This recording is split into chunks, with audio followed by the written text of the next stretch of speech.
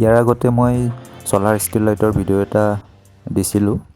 তাত মই গোটেই যিখিনি কানেকশ্যন থাকে সেইখিনি মই দিয়া নাছিলোঁ তাত। এইটো ভিডিঅ'ত মই সম্পূৰ্ণ কানেকশ্যনখিনি কেনেকৈ কৰিছোঁ ইয়াত মই দেখুৱাবলৈ চেষ্টা কৰিম।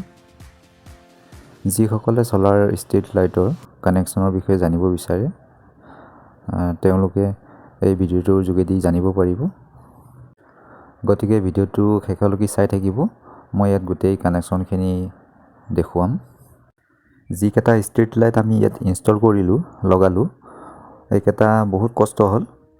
তথাপি তাৰ মাজতে সময় উলিয়াই ভিডিঅ'টো বনালোঁ, আপোনালোকৰ কাৰণে আগবঢ়ালোঁ ভিডিঅ'টো। যি কি নহওক, ভিডিঅ'টো যদি আপোনালোকৰ কাৰণে ইনফৰ্মেটিভ হয় লাইক এটা কৰিব নাপাহৰিব আৰু লগতে চেনেলটো ছাবস্ক্ৰাইব কৰিব নাপাহৰিব। সম্পূৰ্ণ বস্তুখিনি জানিবলৈ ভিডিঅ'টো চাই থাকক। সোলাৰ ষ্ট্ৰীট লাইটৰ যিটো LED লাইট থাকে তাত 4ডাল ৱেৰ আহে। 2ডাল আহে আপোনাৰ প্লাছ আৰু মাইনাছৰ থাকে আৰু 2ডাল ৰেড আৰু ব্লেক কালাৰৰ থাকে। সেই 2ডাল ছুইচৰ দৰে কাম কৰে। ধৰক সেই দুটা কানেকশ্যন কৰি দিলে আপোনাৰ লাইটটো জ্বলি যায়। ইয়াত মই যিডাল গ্ৰীণ ৱেৰ ইনচুলেশ্যন গুচাই আছোঁ সেইডাল হ'ল আপোনাৰ লাইটৰ মাইনাছৰ ৱেৰ। মাইনাছৰ ৱেৰডাল মই তাত সোলাৰৰ যিডাল মাইনাছ ৱেৰ আহিছে তাত মই কানেকশ্যন কৰি দিছোঁ। এনেকৈ কানেকশ্যন কৰি দিছোঁ।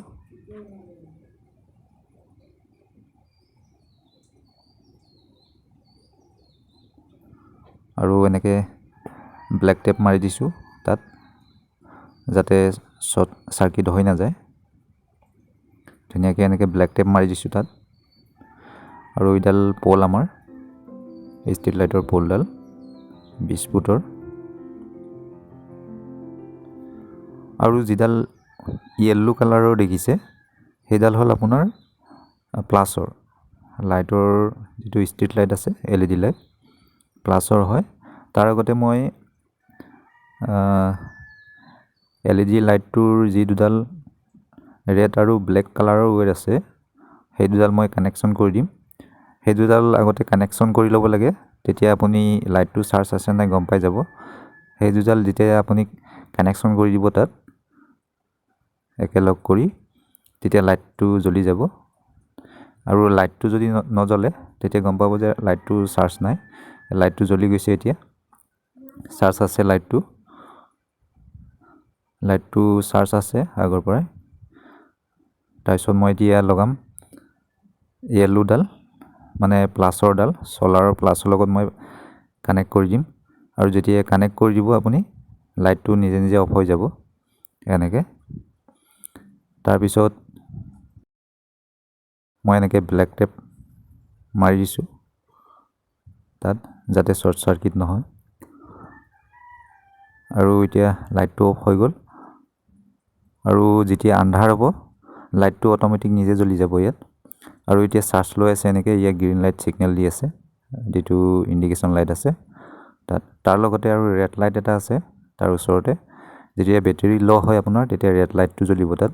এইটো ৰেড লাইটটো, বেটেৰীটো এতিয়া চাৰ্জ লৈ আছে। তাত যিটো LED লাইটৰ লগতে বেটেৰীটো তাত ইনষ্টল কৰি দিয়া আছে ভিতৰত, সেইটো এতিয়া চাৰ্জ লৈ আছে সোলাৰখনৰ পৰা। সোলাৰ ষ্ট্ৰীট লাইটৰ যিটো কানেকশ্যন থাকে একদম ইজি, একো টান কাম নহয়। ইয়াৰ খালি ৱেৰকেইডাল আপুনি চিনি পাব লাগিব, তেতিয়া আপুনি কানেকশ্যন কৰিবলৈ একো অসুবিধা নহয়।